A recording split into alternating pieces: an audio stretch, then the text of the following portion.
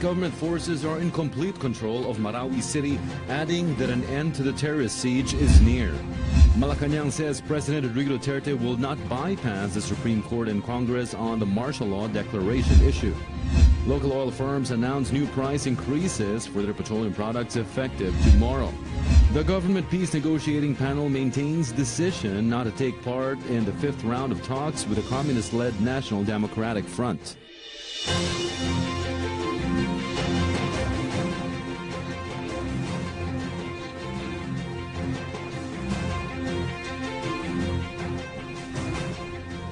This is PTV News. Good evening. I'm Catherine Vidal with Richmond Cruz.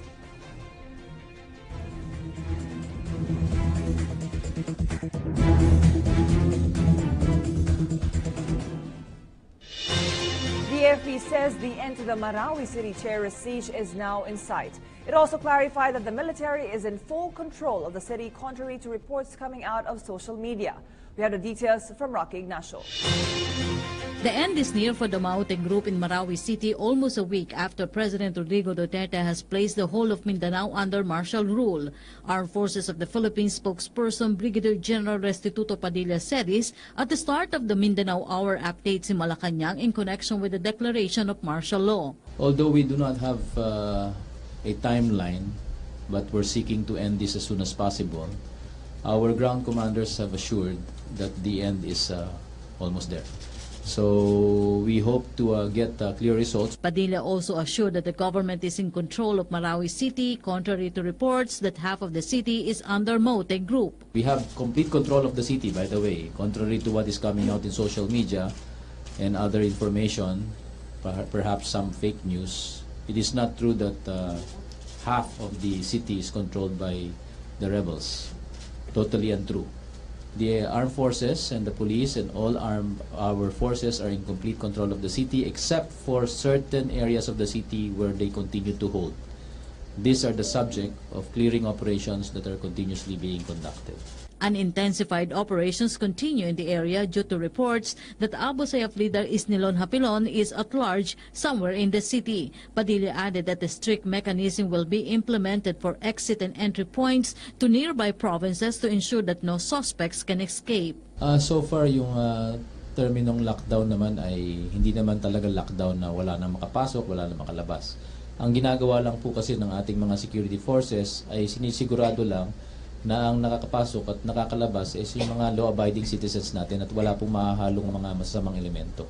Padilla reiterated that there is no timeline, but the goal is to secure the affected areas with a 60 days period of martial law as stated in the Constitution. What we are trying to do right now, and it's a commitment, is to expedite what needs to be done in order to restore law and order and normalcy in the whole of Mindanao, particularly Marawi. So as we get to that, and as we accomplish our mission, we will be able to give you a fairer assessment on whether there is a need to extend it. But be that as it may, the commitment remains that to do this as quick as possible, just like what the President said, and if we can finish this in 1 month, then so be it. We end martial law right there and then. In the end, Padilla encouraged the public to cooperate for the immediate restoration of peace and order in the area. For the Nation, Rocky Ignacio. With military rule just declared over the entire island of Mindanao, civilian firearms possession is now absolutely outlawed, save for special instances. Expect longer and more exhaustive searches at checkpoint lines in and out of provincial capitals and key cities now that possession and carriage of guns and all sorts of firearms by civilians are now totally illegal in this report from Eunice Samonte. 3 stages of security checks, from very strict vehicle inspections to rigid face-to-face identification. This is how the government is taking seriously the martial law in Mindanao. In fact, authorities will also immediately arrest any civilian carrying firearms in public areas here in Mindanao. This follows the suspension of all permits to carry firearms outside residence in the whole Mindanao area. The prohibition against carrying firearms in public is still part of the implementation of martial law in the area, due to the lawlessness prevailing in Marawi City. With the suspension, only soldiers and policemen on duty, authorized personnel and agents of government are permitted to carry firearms in Mindanao, while martial law is still in effect in the area. This is to prevent the spread of lawless violence. There are also long lines in the checkpoints going in and out of Marawi City as the soldiers and policemen is checking the identification of each passenger. Other than the lists and photos of the most wanted terrorists and jailbreakers in Marawi City, also posted here are the photos of Maute family members and their list of vehicles with plate numbers. Meanwhile, the military is confident that no member of the terrorist group would be able to escape Marawi despite the great number of sympathizers in the area. Reporting from Marawi City for The Nation, Eunice Monte.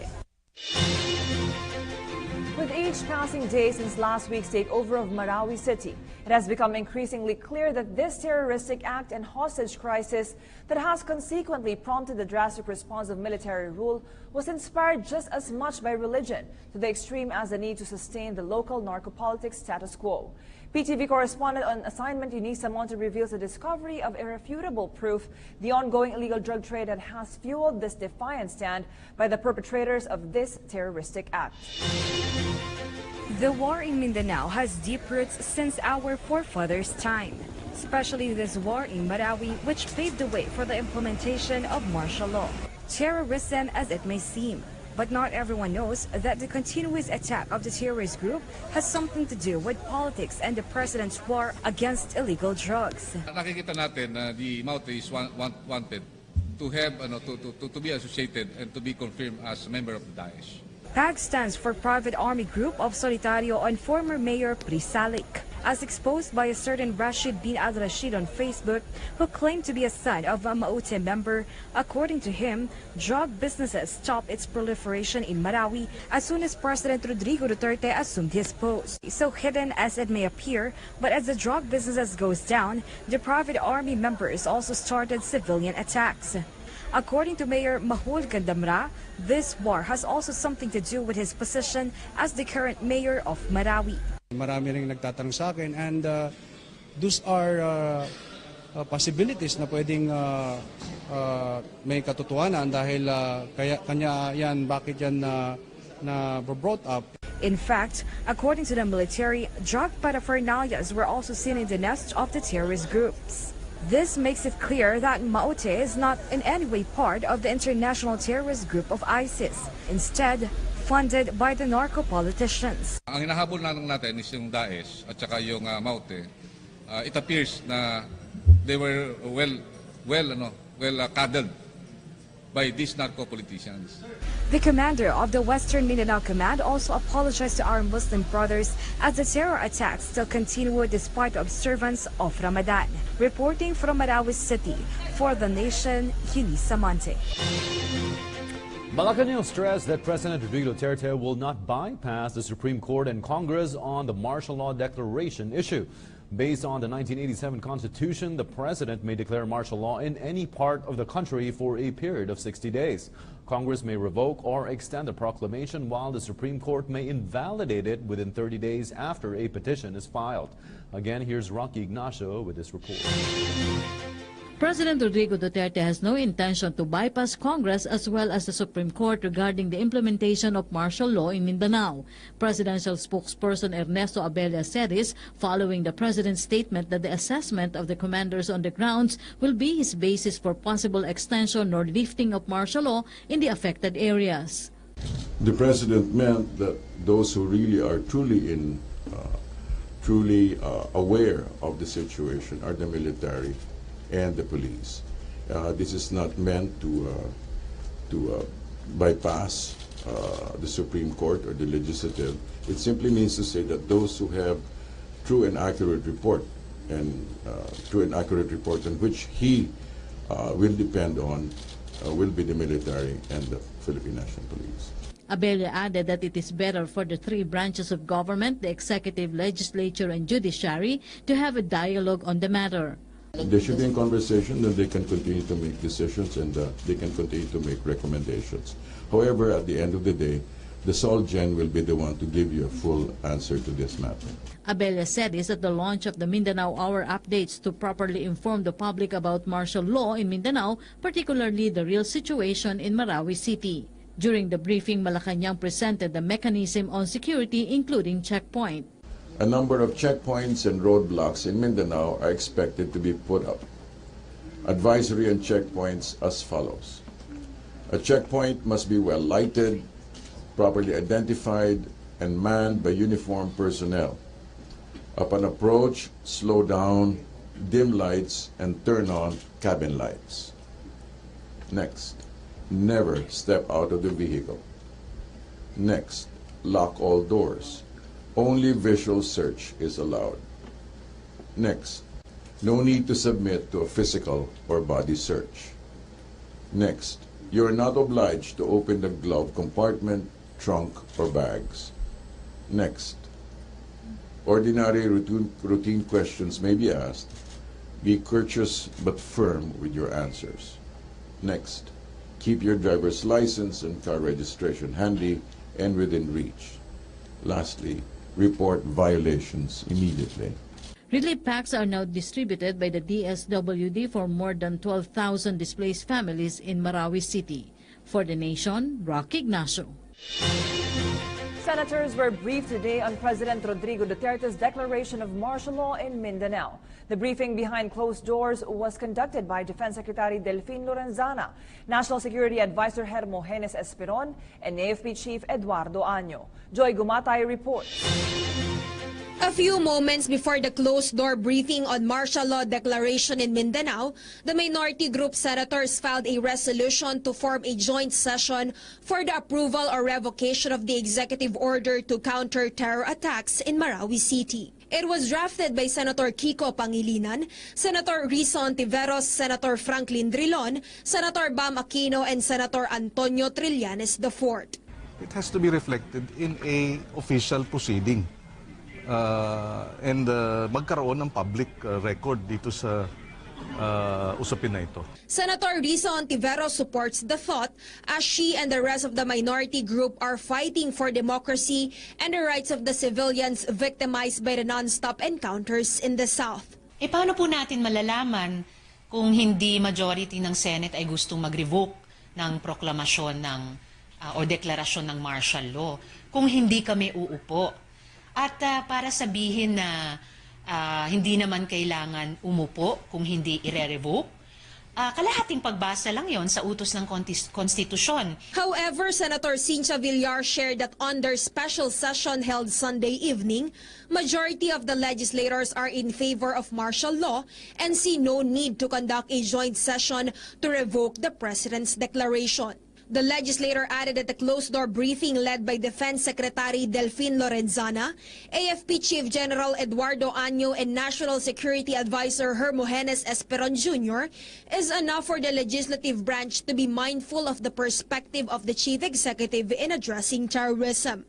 Moreover, when Senate President Coco Pimentel received the resolution from the minority group, pwedeng mamaya na muna yan, step by step tayo kasi dito kami muna sa substance ng report, inputs from the martial law administrator, si Secretary of National Defense, and then kung let us say satisfied na kami mamaya, then we can now move to the next step. For The Nation, Joy Gumatay. Meanwhile, the lower house approved a motion to convene the chamber as a committee of the whole by Wednesday to tackle the Mindanao martial law declaration. During today's plenary session, Majority Leader Rodolfo Fariñas moved to convene the House as a committee of the whole on Wednesday 9 in the morning to consider the President's report and decide whether it will move for the revocation of the proclamation. Fariñas will be the designated chair of the Committee of the Whole. Several members of the cabinet and other concerned government officials will also appear before the House on Wednesday to answer questions from lawmakers on martial law and its implementation. President Rodrigo Duterte's declaration of military role in Mindanao last week due to the Marawi crisis has resurrected the dreaded ghosts and bitter memories of police and military abuses of torture, kidnap, mayhem, and murder that reigned during the dictatorship. PTV's Diane Quirera reports on efforts of the men and women in uniform to allay and dispel public angst. This presidential announcement will not be a repeat of that nightmarish past the nation went through 25 years ago. The Commission on Human Rights lauds the Philippine National Police for releasing guidelines on the implementation of martial law in Mindanao. as well as the earlier statement of the military on ensuring that human rights will be protected. Of course, as a Commission on Human Rights, we remind our security sector, the police and the military, to respect human rights, to follow the rule of law. They are all enshrined in the Constitution. And we want to laud them for issuing reminders to their men on the ground. Also, the military also issued their statement reiterating respect for human rights. And we are happy for what they had been doing on that.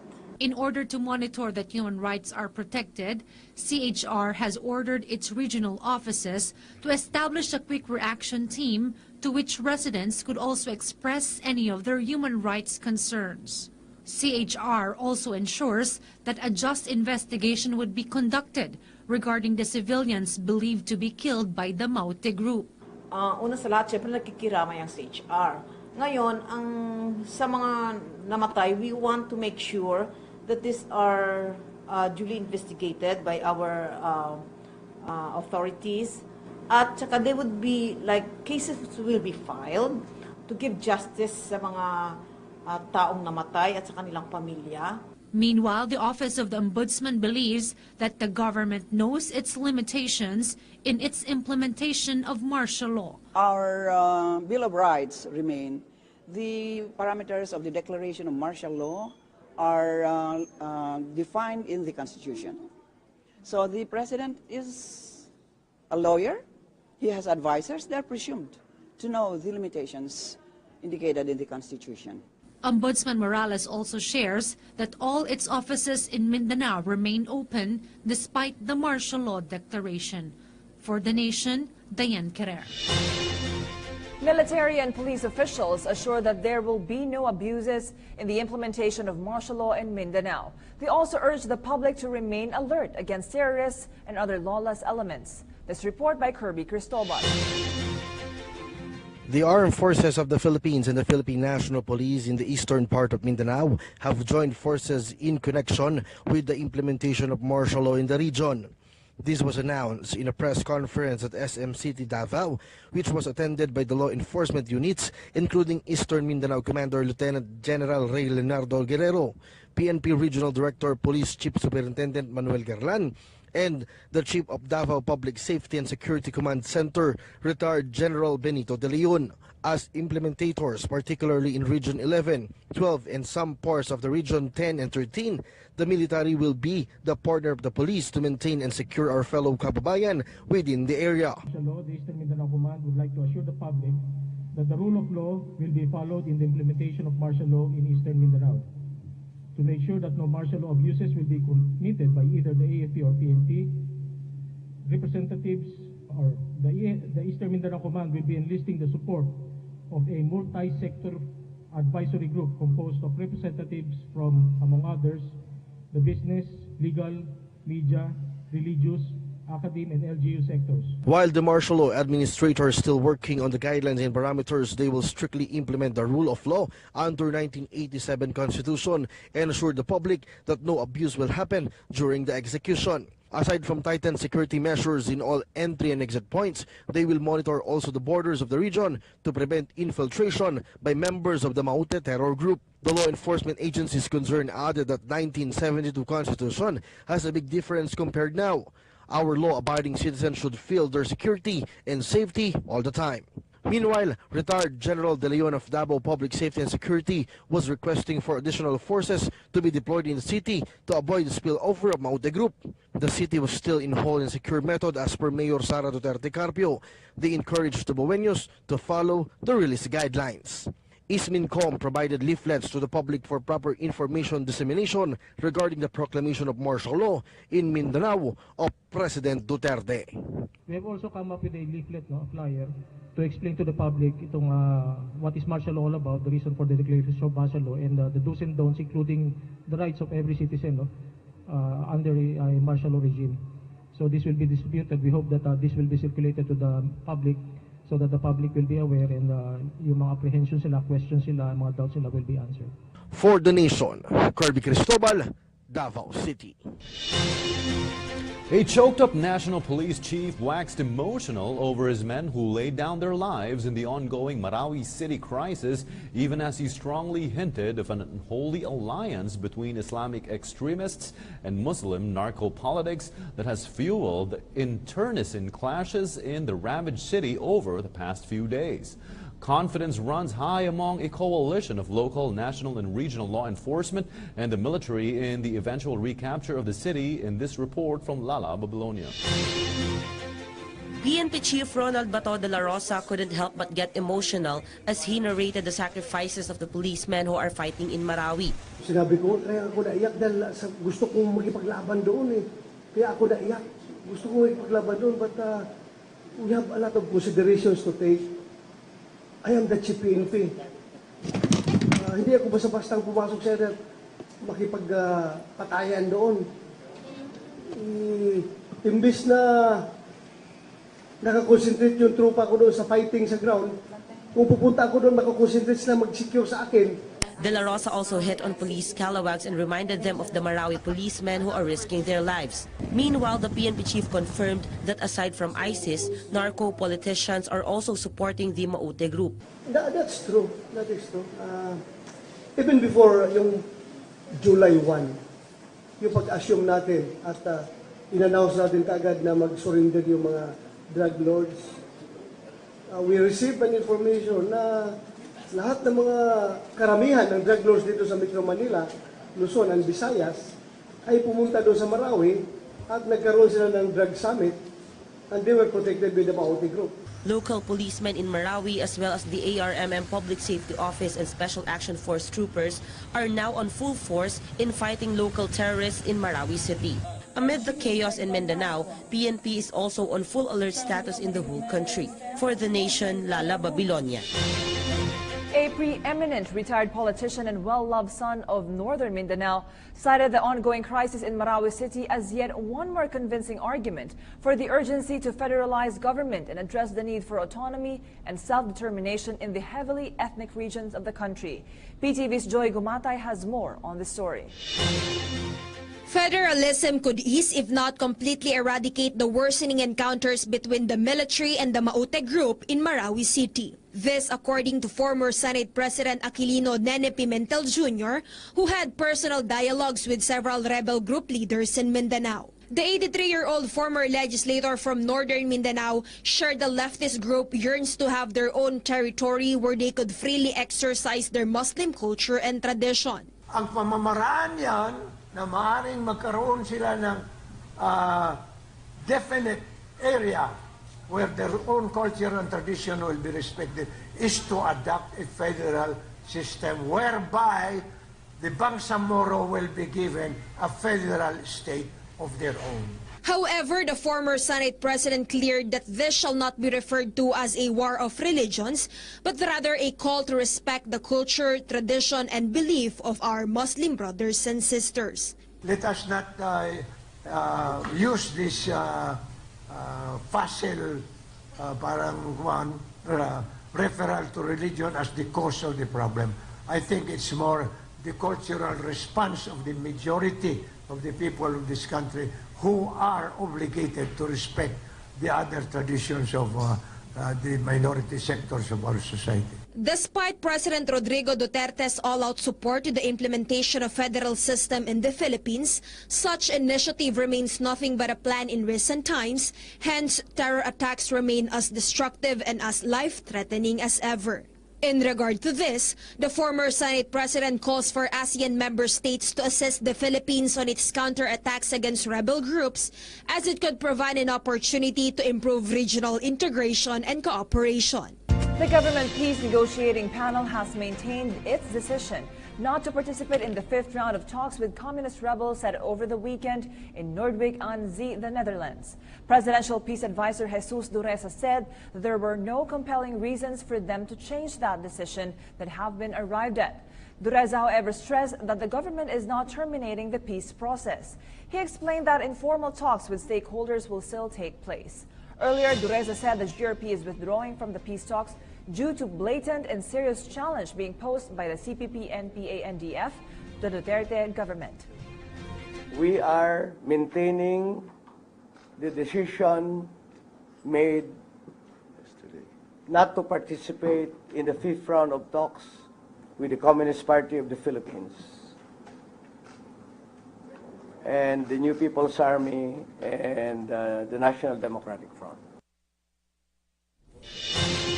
Meanwhile, AFP spokesperson Brigadier General Restituto Padilla says the military is ready to respond to possible attacks and other atrocities that may be committed by the NPA rebels.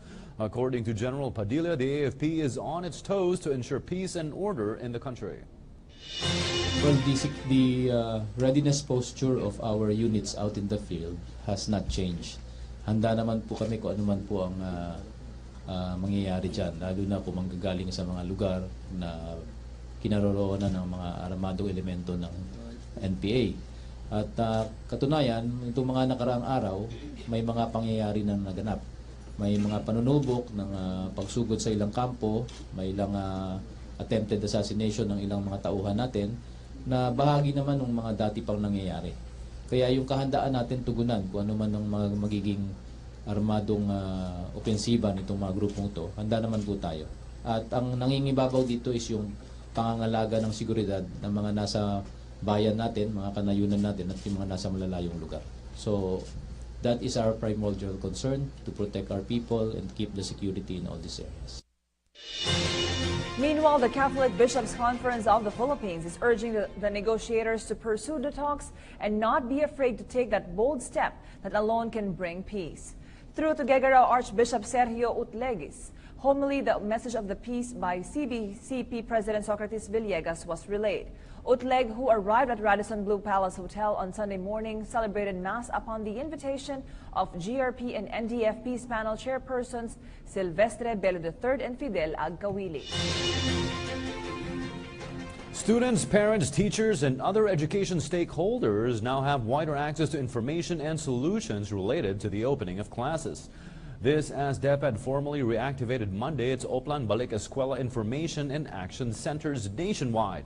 To address common problems encountered prior, during, and after the first week of school opening, DepEd Central Office allotted more hotlines to accommodate school opening related requests, complaints, and suggestions from May 29 to June 16.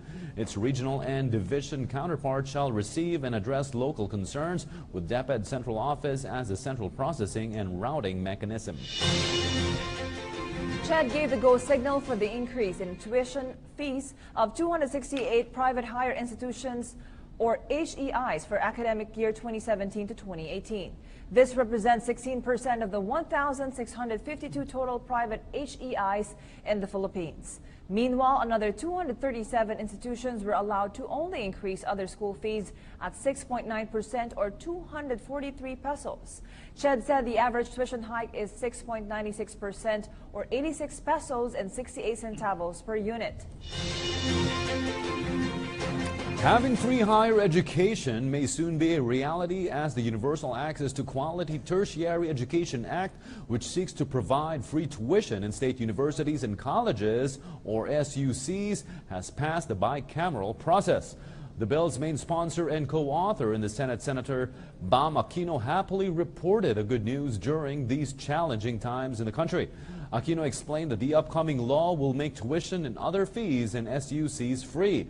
It will also provide billions of scholarships and loans to students in private higher education institutions.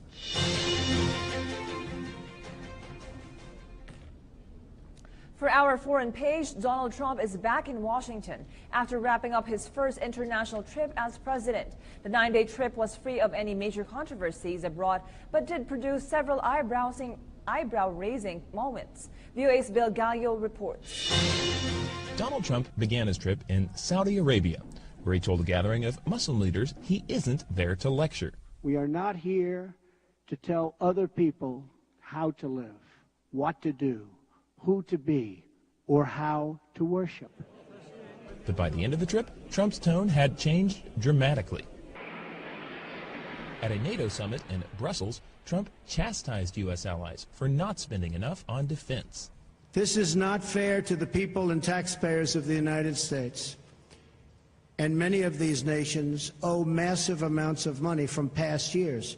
It was a visibly uncomfortable interaction, only made more awkward by Trump's failure to commit to NATO's mutual defense pledge. He's sending somewhat of a, mixed signals to our allies. If you aren't going to fully commit, or if you're not going to be willing to come out and say that you're fully committed, then I don't think that actually encourages other people to want to buy into more into the alliance. During the middle of the trip, Trump visited Israel and the Palestinian territories, expressing optimism about the Mideast peace process, but offering few details about how he plans to move the process forward. One way would be to bring Arab nations and Israel together based on their mutual distrust of Iran. Slamming Iran, in fact, a key theme during Trump's foreign trip, says Iranian-American journalist Nagar Mortazavi via Skype. It seems like he's trying to put Iran at the top of the enemy list, at least when it comes to the Middle East, and forming a new circle of allies that basically what they have in common is Iran as being the enemy. The rest of Trump's trip, including a meeting with Pope Francis at the Vatican and a meeting with Italy's prime minister, was mostly uneventful. Trump declared his first foreign trip a success, saying in a tweet he saved the U.S. many billions of dollars and millions of jobs. He's now back in Washington, where his administration threatens to be engulfed by a growing controversy surrounding Russia.